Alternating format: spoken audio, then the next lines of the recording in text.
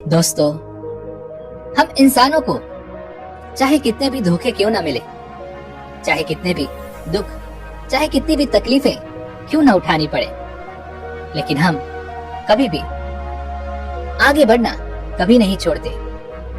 हम हर रोज नए लोगों से मिलते हैं, नए रिश्ते बनाते हैं, ये बात पता होते हुए भी कि पिछली बार हमारे रिश्तों का क्या अंजाम हुआ था, किस तरह से हमें धोखे मिले थे, लेकिन उसके बावजूद भी हम कभी भी घुलना मिलना और रिश्ते बनाना कभी नहीं छोड़ते।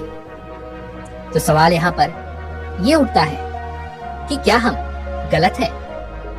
क्या हमारे मन को ये बात समझ नहीं आती कि अकेले रहना क्या होता है, धोखा खाना क्या होता है? तो फिर हम भला अकेले रहना कैसे सीखें? यदि हम आज के युग की बात करें तो विज्ञान ने काफी आगे निकल चुका है। विज्ञान की मदद से आज हमारे पास वो सारी सुख सुविधाएं हैं जिससे हमारा काम चुटकियों में हो जाता है। लेकिन दूसरी तरफ यदि हम वास्तविकता को देखने का प्रयास करें तो इसी विज्ञान की मदद से हमारे पास मनोरंजन के भी हजारों नए तरीके हैं, जिस कारण हम खुद के साथ ही वक्त बिताना भूल चुके हैं। जब भी हमें खाली वक्त मिलता है तो हम अपने मोबाइल का इस्तेमाल करते हैं, या तो उससे बातें करने में लगे रहते हैं, या तो फिर कुछ ऐसी चीजें देखने में लगे रहते हैं जिससे हमें कोई ज्ञान नहीं प्राप्त होने वाला, जिससे हमारा समय भी पूरी तरह से नष्ट होता चला जाता है, लेकिन हमें इसका तनिक भर भी आभास नहीं है। और समय बीतते बीतते हम ये तक भूल चुके हैं कि अकेले रहना क्या होता है, अपने साथ समय बिताना क्या होता है, अपने अपनों के साथ समय बिताना किसे कहते हैं। तो अब यहाँ पर सवाल ये उठता है कि आखिर हम अपने साथ अपने अकेलेपन का, अपने एकांत का आनंद कैसे उठाएं? अपने साथ हम अकेले कैसे बने रहें? और यदि हम एकांत रहते हैं तो उसके क्या क्या फायदे होंगे? इन सभी सवालों के जवाब आज की इस कहानी में हम जानने वाले हैं। तो इस कहानी को अंत तक जरूर देखिएगा, तभी आप ये समझ पाएंगे कि अकेले रहना क्या होता है, अकेले रहने के क्या क्या परिणाम होते हैं और इससे हमें क्या लाभ होता है। बहुत समय पहले की बात है, किसी नगरी में एक बहुत ही धनवान सेठ रहा करता था। वह बहुत धनवान था और बड़ा ही संवेदनशील भी था। उसके पास इतना धन था कि 7 पुश्ते बैठकर यदि उस धन को खत्म करने का प्रयास भी करें तब भी वह धन कभी समाप्त नहीं होता। उस व्यक्ति के पास वो सारी सुख सुविधाएं थी, लेकिन वह व्यक्ति बड़ा ही करुणावान था, दयावान था। वो कभी किसी व्यक्ति को छोटा नहीं समझता था, न ही वो कभी किसी की मदद करने से पीछे हटता था। जब भी कोई व्यक्ति उससे मदद मांगता तो वो उसे कभी भी ना नहीं कहता। उस सेठ से जो भी मदद हो पाती वह अवश्य करता। यह बात धीरे धीरे पूरे गांव में फैल गई और सब अब उस सेठ का फायदा उठाने का प्रयास करने लगे। लोग उस सेठ के पास जानबूझकर अपने दुखी होने का दिखावा करते, नाटक किया करते, ताकि वह सेठ उन्हें कुछ धन दे दे। और वह सेठ इतना दयालु था, इतना करुणावान था कि वह लोगों की बातों पर यकीन कर लिया करता और उनकी कुछ न कुछ मदद वो अवश्य किया करता। और उस सेठ को हमेशा बस यही लगता था कि वह उन जरूरतमंदों की मदद कर रहा है जिन्हें उसकी सच में आवश्यकता है, जिस कारण उसका मन बहुत शांत रहता और वह मन ही मन बड़ा प्रसन्न भी रहा करता था। धीरे धीरे ऐसे ही कई दिन बीत गए। उस धनी सेठ का एक मित्र था। उसे जब यह बात पता चली कि लोग उसके मित्र का फायदा उठा रहे हैं, उससे झूठ बोलकर धन ऐंठ रहे हैं, तो वह अपने मित्र के पास गया और उसने उस धनी सेठ को सारी बातें, वो सारी असलियत बता दी कि कैसे लोग उसका फायदा उठा रहे हैं, कैसे लोग उसका मजाक बना रहे हैं। जब उस धनी सेठ ने अपने मित्र के मुख से ये सारी बातें सुनी तो उसे यकीन नहीं हुआ।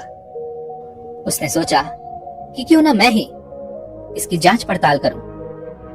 और उसने जब जांच पड़ताल की तो उसे भी यही पता चला कि लोग उसका फायदा उठा रहे हैं, उसका मजाक बना रहे हैं।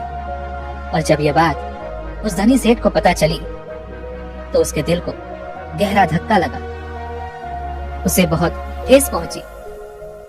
लेकिन इतने समय में अब उस धनी सेठ के कई मित्र बन चुके थे। उनमें से कई मित्र सच्चे थे तो कई झूठे। लेकिन उनमें से कौन से मित्र सही थे और कौन गलत, यह उस धनी सेठ के लिए जान पाना बहुत मुश्किल सा हो गया था, क्योंकि वह अक्सर ही भीड़ भाड़ में घिरा रहता था। चारों तरफ उसके सच्चे और झूठे मित्र उसे घेरे रहते थे। लेकिन जब उसे इस धोखाधड़ी का पता चला तो उसने यह तय किया कि अब से वह अकेला रहेगा, एकांत रहेगा। ना ही वह किसी से ज्यादा मित्रता रखेगा और ना ही किसी को अपना ज्यादा समय देगा। धीरे धीरे जो भी लोग अब उसके पास मदद मांगने आया करते, उन्हें हवेली के बाहर से ही लौटा दिया जाता, ये कहकर कि अब वो सेठ आपसे नहीं मिलना चाहते। धीरे धीरे ऐसे ही समय बीतता गया और जो भी उस हवेली पर उस धनी सेठ के पास मदद मांगने जाता, उसे खाली हाथ ही लौटना पड़ता। समय बीतने के साथ साथ अब उस धनी सेठ को भी अपने मित्रों की याद सताने लगी, जिनके साथ वो बैठकर मौज मस्ती किया करता, गप्पे मारा करता। अब उसे वो मित्र याद आने लगे थे, उसकी याद उन्हें सताने लगी थी। लेकिन तभी अचानक उसे यह भी याद आया कि किस तरह से उसके मित्रों ने उसका फायदा उठाया, किस तरह से उसे बेवकूफ बनाया और तो और झूठा दिखावा करके कितना सारा धन उससे ऐंठा गया। यह सोचकर वह अपने किसी भी दोस्त से मिलना नहीं चाहता था, ना ही किसी की संगत में वह रहना चाहता था। वह तो बस अब अकेला रहना चाहता था, जिस कारण उसने अब सत्संग जाना शुरू कर दिया था, ताकि उसका मन लग सके, ताकि वह अच्छा महसूस कर सके। उस सत्संग में उसे कई सारी ज्ञान की बातें भी सीखने को मिलती, कई सारे ऐसे उपदेश जिससे उसका पूरा जीवन बदल जाए और दूसरों के विचार भी उसे सुनने को मिल जाते। उस सेठ को वहां पर जाकर बहुत अच्छा लगने लगा। वह एक बार फिर से वही खुशी और आनंद महसूस कर रहा था, जिस कारण वह रोज उस सत्संग में जाने लगा और ज्ञान के वह उपदेश वह सुनने लगा, उन्हें अपने जीवन में उतारने लगा। यूं तो कहने को वह बहुत ही धनी था, लेकिन उसके बावजूद उसके मन में कोई भी आनंद की झलक नहीं थी।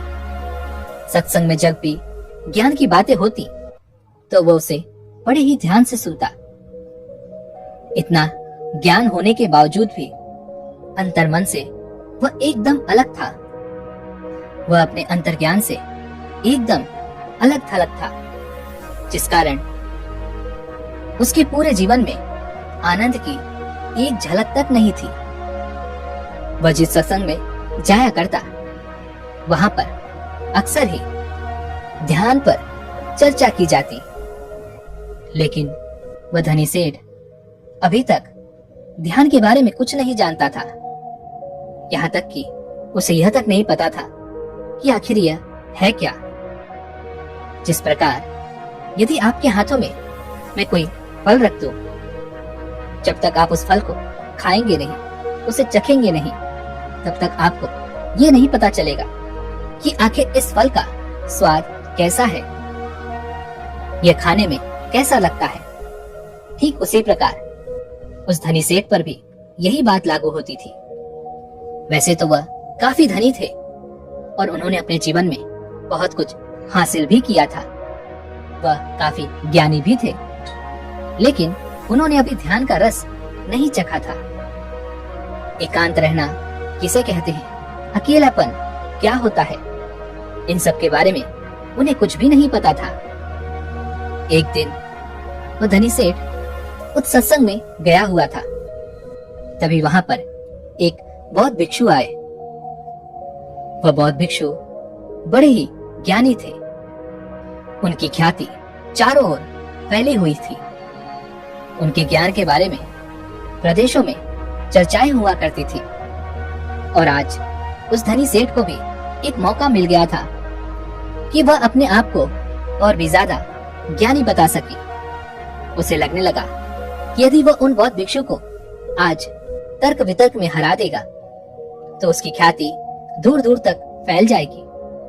चारों ओर समाज में उसका नाम बढ़ जाएगा, उसकी इज्जत बढ़ जाएगी और लोग उसे अत्यधिक ज्ञानी समझने लगेंगे। यह सब सोचकर वह धनी सेठ अत्यधिक प्रसन्न हो रहा था कि तभी वो बौद्ध भिक्षु बड़े ही शांत भाव से उसके पास से गुजरते हुए वे अपने आसन पर जाकर बैठ गए। सत्संग में तर्क वितर्क शुरू हुआ, लेकिन उस सेठ ने पहले से ही सोच रखा था कि वह किसी के भी उत्तरों को सही साबित नहीं होने देगा, जिस कारण वह सभी के उत्तरों को काटकर अपना उत्तर सबसे ऊपर रखता। और वह मन ही मन यह भी सोच रहा था कि जैसे ही यह बौद्ध भिक्षु तर्क वितर्क में हिस्सा लेंगे, मैं इन्हें ऐसा घुमाऊंगा कि यह कुछ भी नहीं कर सकेंगे। लेकिन दूसरी तरफ वह बौद्ध भिक्षु बड़े ही शांति पूर्वक ये सब देख रहे थे, सुन रहे थे और मुस्कुरा रहे थे। धीरे धीरे सत्संग खत्म हुआ, तर्क वितर्क भी खत्म हो गया। अब उस सेठ से रहा नहीं गया। वह यह सोचने लगा कि आखिर इतने सवाल जवाब के बाद भी इन बौद्ध भिक्षु ने क्यों कुछ नहीं कहा। वह सेठ उन बौद्ध भिक्षु के पास गया और उनसे कहने लगा, हे गुरुवर, मैंने आपकी बहुत चर्चा सुनी है, मैंने आपके बारे में बहुत बातें सुनी हैं, लेकिन आपने यहाँ पर कुछ भी नहीं कहा। आप तो एकदम चुपचाप केवल बैठकर ये सब देखते चले गए। क्या आपको मेरी बातें समझ नहीं आ रही थी, या आपको ये लग रहा था कि आप मेरे सवाल जवाबों से हार जाएंगे? वह बौद्ध भिक्षु उस सेठ की बात पर मुस्कुराने लगे और उस सेठ से कहते हैं, भंते, तुम्हारे तर्क वितर्क से मुझे कोई विवाद नहीं। मैं तो बस अपने अकेलेपन का, अपने एकांत का आनंद ले रहा था, अपने ध्यान के रस में डूबा हुआ था। ऐसी बात नहीं कि मैं तुम लोगों की बातें नहीं सुन रहा था, मैं उसे पूरी तरह से जागरूक होकर सुन रहा था, लेकिन मेरे मन को कोई भी प्रतिरोध नहीं था। यह सुनकर वह धनी सेठ उन बौद्ध भिक्षु से कहता है, आप क्या कहना चाहते हैं? तभी वह बौद्ध भिक्षु उस धनी सेठ से एक बार फिर मुस्कुराते हुए कहते हैं, बेटा, मैं जानता हूं कि हर कोई ज्ञानी बनना चाहता है। वह अपने आप को सर्वश्रेष्ठ ज्ञानी मानता है, जिस कारण वह हर जगह से ज्ञान इकट्ठा करता है ताकि उसे ज्ञान के मामले में कोई भी पीछे ना कर सके। लेकिन यदि कोई ज्ञानी व्यक्ति इस भूल में पड़ जाए कि वह सर्वश्रेष्ठ ज्ञानी है और उसे कोई नहीं हरा सकता, तो यह उसकी सबसे बड़ी भूल है, क्योंकि सबसे बड़ा ज्ञान तो यही है कि अपने ज्ञान का प्रदर्शन नहीं करना चाहिए, अपने ज्ञान को गिरा देना चाहिए, अपने आप को यह याद दिलाना चाहिए कि मैं अज्ञानी हूँ। ऐसा करने से आपके भीतर का अहंकार, आपके भीतर का वह घमंड पूरी तरह से टूट जाता है, डूब जाता है, और तब आपका अनुभव आपके सामने आ जाता है। और वास्तविकता तो अनुभव में ही है, लेकिन लोग तो यहाँ पर ज्ञान की किताबें पढ़कर अपने आप को ज्ञानी समझ बैठते हैं। वे सोचते हैं कि जो ज्ञान उन्होंने अर्जित किया है वह तो किताबों का ही है, वह किताबी ज्ञान को ही असल सत्य मान बैठते हैं। और यही कारण है कि ऐसे लोग कभी भी एकांत का वह आनंद नहीं उठा पाते, क्योंकि वह तो बेवकूफों की तरह हमेशा अपने ज्ञान का प्रदर्शन करने में ही लगे रहते हैं। उन बौद्ध भिक्षु के मुख से यह सारी बातें सुनकर उस धनी सेठ के दिल पर चोट सी लगी। उसे बहुत धक्का सा महसूस हुआ। उस धनी सेठ ने उन बौद्ध भिक्षु से कहा, आपके कहने का अर्थ क्या है? जब कोई व्यक्ति ज्ञान अर्जित कर लेता है तो उसके बाद उसे कौन सा रास्ता अपनाना चाहिए? क्या उसे अपने ज्ञान के बारे में लोगों को नहीं बताना चाहिए? क्या ज्ञान लोगों को नहीं बांटना चाहिए?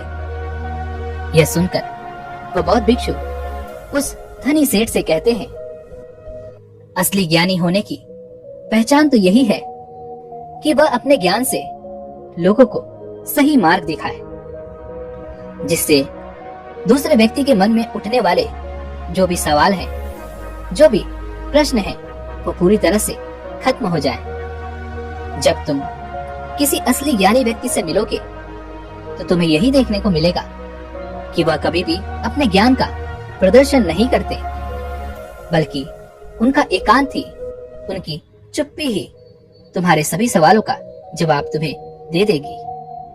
जरा एक बार के लिए ये सोचो कि तुमने इतना ज्ञान अर्जित किया, तुमने इतनी ज्ञान की बातें की, लेकिन इस ज्ञान का क्या फायदा जब तुम खुद ही अपने साथ रहना नहीं जानते, अपने एकांत, अपने अकेलेपन का आनंद लेना नहीं जानते।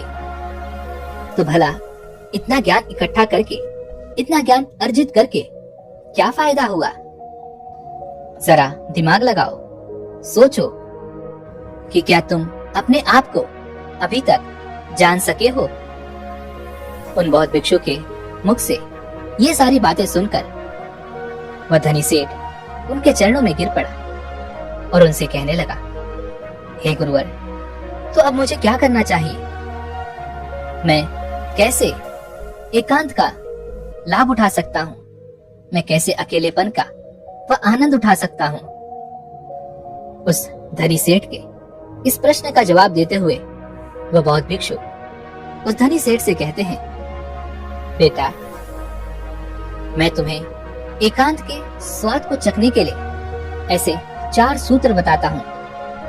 यदि तुमने इन चारों सूत्रों को अपने जीवन में उतार लिया तो तुम अवश्य ही एकांत का रस चख सकोगे। तुम अपने अकेलेपन का, अपने एकांत का अनुभव कर सकोगे। और एक बार तुमने अपने अकेलेपन, अपने एकांत का अनुभव कर लिया तो तुम्हारा मन हमेशा प्रसन्न रहेगा, खुश रहेगा।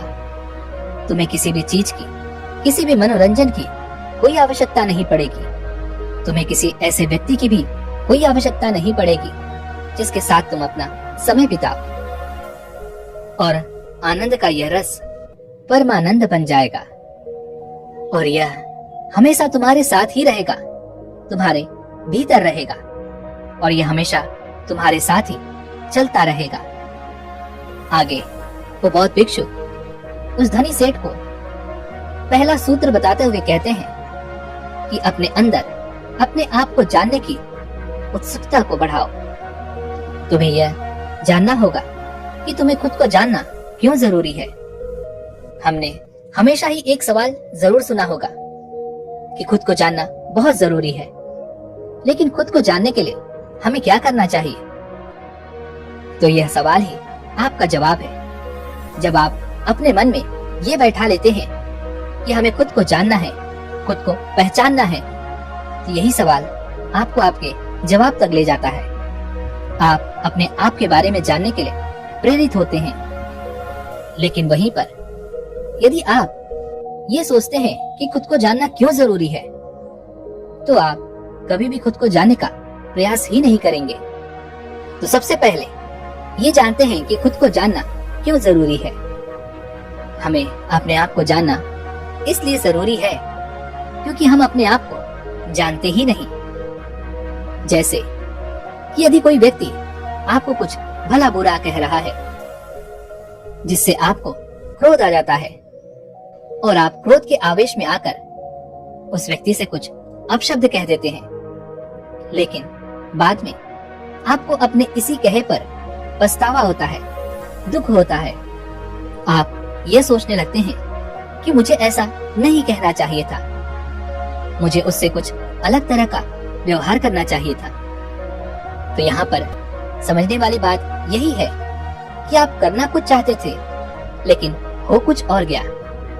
जैसे कि आप किसी को अपशब्द नहीं कहना चाहते थे, लेकिन अपशब्द तो दूर, आपने तो जमकर एक चाटा तक जड़ दिया। हालांकि आप ये करना नहीं चाहते थे, लेकिन आपसे ये हो तो जरूर गया है। अब ये करवाने वाला कौन है? ऐसे और कई सवाल आपके मन में उठने लगते हैं। तो आपके अंदर इसे जानने के लिए भी एक उत्सुकता जाग उठती है कि आपको खुद को जानना क्यों जरूरी है। यदि आप खुद को जानते हैं तो आप कभी भी ऐसा व्यवहार नहीं करेंगे, बल्कि आप उस व्यक्ति के अपशब्द पर खुद को देखेंगे, समझेंगे, परखेंगे और उसके बाद ही कोई प्रतिक्रिया आप उस व्यक्ति को देंगे, जिससे बाद में आपको किसी तरह का कोई पछतावा नहीं होगा और आपका मन भी पूरी तरह से शांत रहेगा। आगे वह बौद्ध भिक्षु उस धनी सेठ को अगला सूत्र बताते हुए कहते हैं कि आजकल के जीवन में हमारा मन अनेकों प्रकार की सुख सुविधाओं से, अनेकों प्रकार के मनोरंजन से घिरा रहता है। तो क्या यह सही है? दोस्तों, आपने देखा होगा कि जब आप अपने मोबाइल का इस्तेमाल कर रहे होते हैं, थोड़े समय के लिए तो ठीक है, लेकिन जब आप इसे लंबे समय तक इस्तेमाल करते हैं, अपना मनोरंजन करते हैं, तो आप अपने ही फोन से ऊब जाते हैं और फिर हमारा मन किसी और चीज में भी नहीं लगता। जिस मनोरंजन से हमारा मन खुश होना चाहिए था, हम उसी से ऊब जाते हैं, परेशान हो जाते हैं, चिंतित हो जाते हैं। इस विज्ञान ने हमें बहुत कुछ दिया है, लेकिन वहीं पर दूसरी तरफ हमें कुछ ऐसे साधन भी दे दिए हैं जिससे हम कभी भी एकांत नहीं रहना चाहते। हम हमेशा मनोरंजन में डूबे रहना चाहते हैं, लेकिन इससे हमारा एकांत छिन गया है और इसका सबसे बड़ा उदाहरण आपके हाथों में है, अर्थात आपका यह फोन। आपने देखा होगा कि यदि आप कहीं जा रहे हो और आपका मोबाइल यदि घर पर भी छूट गया हो, तो आप तुरंत दौड़े दौड़े उसे लेने के लिए वापस घर लौट आते हैं, क्योंकि आप इसके बिना रह नहीं सकते, क्योंकि आप इसके बिना अपने आप को अधूरा मानते हैं। यदि आप इस चीज को और अच्छे से समझना चाहते हैं, तो मैं आपको एक प्रयोग बताता हूँ।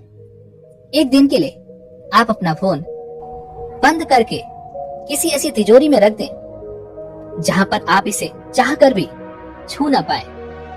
इसी तरह से आपको पूरा अपना एक दिन बिताना है। यकीन मानिए कि आपको यह एक दिन बिताना बहुत महंगा पड़ेगा, बहुत भारी लगेगा, क्योंकि जिस मोबाइल के जरिए आप अपना पूरा समय, पूरा दिन काट लेते हैं, जब वही आपके हाथों में नहीं होगा, तब आपको अपना एक एक मिनट काटना बहुत मुश्किल लगेगा। लेकिन वास्तविकता तो यही है कि हमने अपने एकांत की बागडोर इन्हीं आविष्कारों के हाथों में दे दी है, जिस कारण हम कभी भी एकांत नहीं ढूंढ पाते, अपने लिए एकांत का वह रस नहीं चख पाते। आगे वह बौद्ध भिक्षु उस धनी सेठ को तीसरा सूत्र बताते हुए कहते हैं कि अपने आप को खाली रखो, क्योंकि आजकल लोग भाग दौड़ में इतना व्यस्त रहते हैं कि उनके पास अपने लिए तनिक भर का भी समय नहीं है। और जो थोड़ा मोड़ा समय हमें अपने लिए मिलता है वो भी हम मनोरंजन में लगा देते हैं, जिस कारण हमें अपने आप को जानना बहुत मुश्किल सा लगने लगता है। जब भी कोई थोड़ी सी भी विपत्ति हमारे ऊपर आती है तो हम चिंतित हो जाते हैं, परेशान हो जाते हैं, क्योंकि हमें अपने बारे में कुछ पता ही नहीं। लेकिन जब आप एकांत रहना सीखते हैं, अपने साथ अपना समय व्यतीत करना शुरू करते हैं, तभी आपको अपने अंदर की वो शक्तियां, वो ताकत, वो काबिलियत समझ में आने लगती है और आप हर तकलीफ का सामना करने के लिए भी आप पूरी तरह से तैयार होते हैं। इसलिए खाली रहने की आदत डालिए, यह आपके लिए, आपके भविष्य के लिए बहुत जरूरी है। आगे वो बौद्ध भिक्षु उस धनी सेठ को चौथा सूत्र बताते हुए कहते हैं कि इस संसार में रहकर अपने एकांत में स्थिर रहना सीखना होगा। ये संसार, ये समाज जिसके साथ हम या तो बहुत अधिक लगाव रखते हैं या तो बहुत अधिक घृणा करते हैं, जिस कारण हमारे मन का एकांत पूरी तरह से उथल पुथल हो जाता है। हम ना तो अपने ऊपर काबू रख पाते हैं और ना ही हम ये समझ पाते हैं कि ये परिस्थितियां आखिर क्यों उत्पन्न हो रही हैं, क्योंकि हमें अपने बारे में ही जानकारी नहीं होती। और यदि आप अपने बारे में जान लेते हैं, अर्थात एकांत में रहते हैं, तो आप ये भी समझ पाते हैं कि ना तो आपका कोई मित्र है और ना ही आपका कोई शत्रु। आप इस संसार में हर एक प्राणी को एक समान ही देखते हैं। जब आप ध्यान करते हैं, एकांत में रहते हैं, तब आप इतने काबिल तो हो जाते हैं कि आप इस संसार में रहकर भी इस संसार से अलग रह सकते हैं, अपने जीवन का निर्वाह भी कर सकते हैं, अपनी जिम्मेदारियां भी निभा सकते हैं। लेकिन आपके मन में एकांत स्थिर भाव में यूं ही बना रहेगा। लेकिन यहाँ तक आपको पहुँचने के लिए पहले आपको खुद के बारे में जानना जरूरी है।